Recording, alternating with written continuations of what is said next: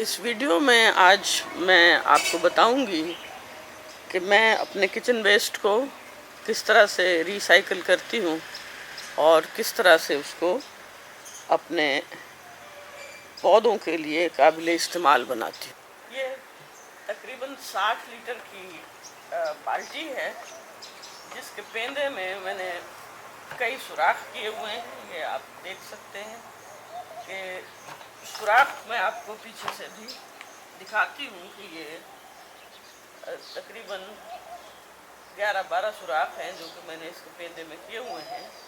और इसके अलावा आप ये देख सकते हैं कि यहाँ इसके ऊपर की तरफ मैंने कोई तकरीबन 1.5-2 इंच जगह छोड़ के तो इसमें वक्फे से कई सुराख किए हैं।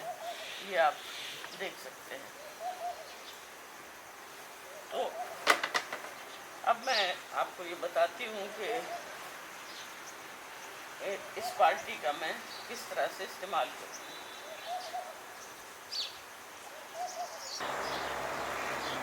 ये आप देख रहे हैं कि ये जाली है जिसको कि मैंने इस बाल्टी के पेंदे के साइज का काट लिया है और मैं इसको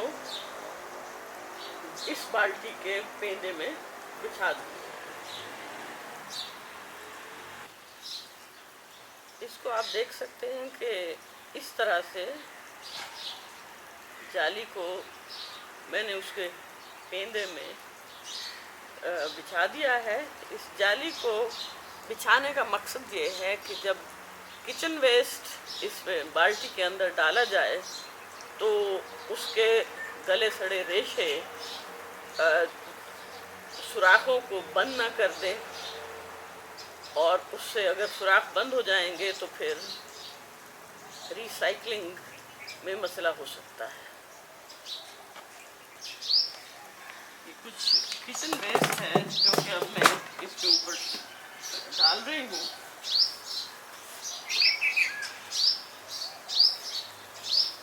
ये कुछ केले के छिलके हैं, कुछ मीठों के छिलके हैं।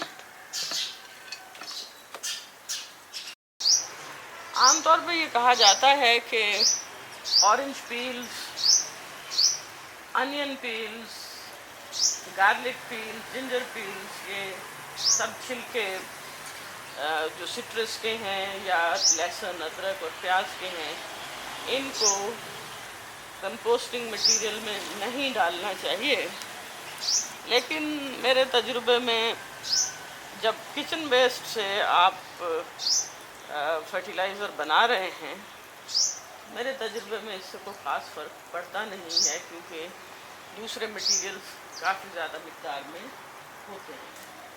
अब हर रोज़ मैं अपना किचन वेस्ट कूड़े में फेंकने की बजाय और पोल्यूशन में इजाफ़ा करने की बजाय रोज़ाना इसी बकेट के अंदर डालती रहूँगी और इसको टाइटली ढक दूँगी ताकि बदबू और कीड़े मकोड़े यहाँ से बाहर ना आ सकें। एक बात का ध्यान रखना है कि ये जो सुराख हैं, आपको किचन वेस्ट जो बाल्टी में डालना है तो इन सुराखों से ऊपर नहीं आना चाहिए, वरना हवा का गुज़र नहीं हो सकेगा और पैथोजेंस बहुत ज़्यादा मिक़दार में पैदा हो जाएंगे। ये यूनिट बनाने के लिए हमें एक और बाल्टी की ज़रूरत है जो कि निस्बतन बड़ी बाल्टी से छोटी है, और आप देख रहे हैं कि इसके नीचे की तरफ एक टूटी लगी हुई है। इसको लगाना बहुत आसान है, घर में ही आप ड्रिल मशीन की मदद से ये लगा सकते हैं। मैंने तो ये घर में ही तैयार कर ली थी। अब अगला मरहला ये है कि हम इस छोटी बाल्टी के अंदर बड़ी बाल्टी को फिक्स करेंगे। इस कंपोस्टिंग यूनिट को मैंने यहाँ बेंच के ऊपर लाके रख दिया है और आप देख रहे हैं कि यहाँ साथ ही एक और यूनिट भी रखा हुआ है जो कि अब भर चुका है।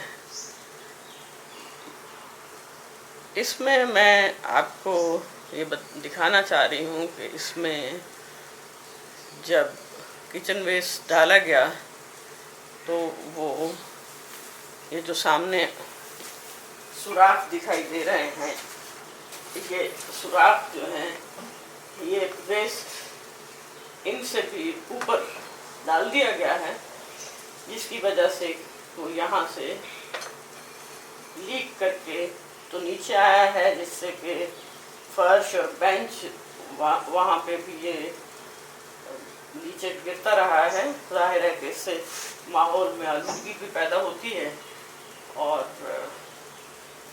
ये प्रोसेस भी ठीक से नहीं चलता है। तो ये मैं आपको दिखाती हूँ कि ये क्या हुआ है। किसी ने किचन से ला के तो इसमें ये लिहाज किए बगैर के इसके अंदर कितना डालना है तो डालते रहे हैं। ये बिल्कुल ऊपर तक भरा हुआ है। मैं अब ये करूँगी कि यहाँ से ऊपर से ये केले के छिलके, गरमे के छिलके, ये सारे हटा लूँगी और ये जो नया यूनिट हमने बनाया है उसके अंदर डालूँगी। वैसे ये वाला यूनिट नया नहीं है, इसको हम 2 बार पहले भी इस्तेमाल कर चुके हैं। तो अब जब इसको खाली किया था तो मैंने सोचा कि मैं ये किस तरह से काम करता है ये आपके साथ भी शेयर कर लूँ। हवा का गुजर नहीं हुआ तो ये आप देख रहे हैं, ये देखें ना सुराख बिल्कुल बंद हो गए हैं और ये भी आप देख रहे हैं कि ये ऊपर जो भी चीज़ें पड़ी हुई हैं ये अभी डिकम्पोज नहीं हुई, अगरचे इसमें हम देख रहे हैं मैगट्स बड़ी तादाद में नज़र आ रहे हैं, लेकिन ये अमल बहुत सुस्त हो गया है।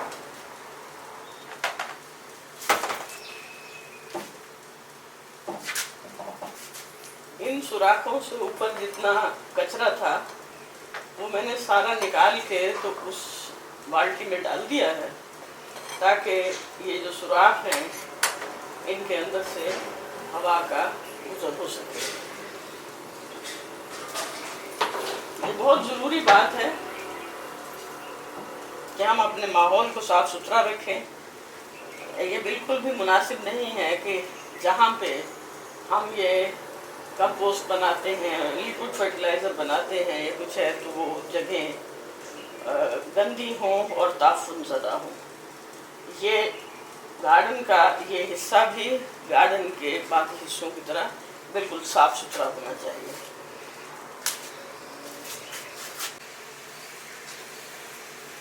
चूँकि ये आमों, अमरूदों, केलों का मौसम है, तो आजकल का जो किचन वेस्ट है उससे जो लिक्विड फर्टिलाइज़र बनेगा और जो लीचेट निकलेगा और फिर जो बाकी रेजिड्यूज ऊपर बच जाएंगे ऊपर वाली बाल्टी में, उससे जो कंपोस्ट बनेंगी वो बहुत ही न्यूट्रिएंट रिच होगी। उसमें पोटेशियम, फास्फोरस और दूसरे न्यूट्रिएंट्स की मिक़दार बहुत ज़्यादा होगी।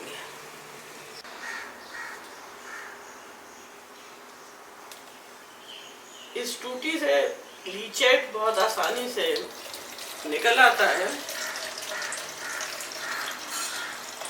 ये आप देखें कि ये स्याही माइल इसका रंग है, और जब ये लीचेट निकालते हैं तो इसमें बहुत बुरी, बहुत ही ख़राब बदबू होती है। लेकिन अगर आप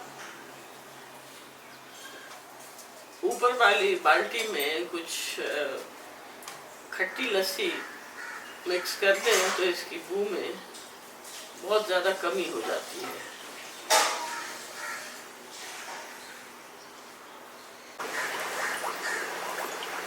मैंने लीचेट निकाल के तो इस बाल्टी में डाल दिया था और उसमें कोई 5 गुना पानी का इजाफा किया और उसके बाद एयर पंप की मदद से इसे 24 घंटे से ज़्यादा इरेट किया है।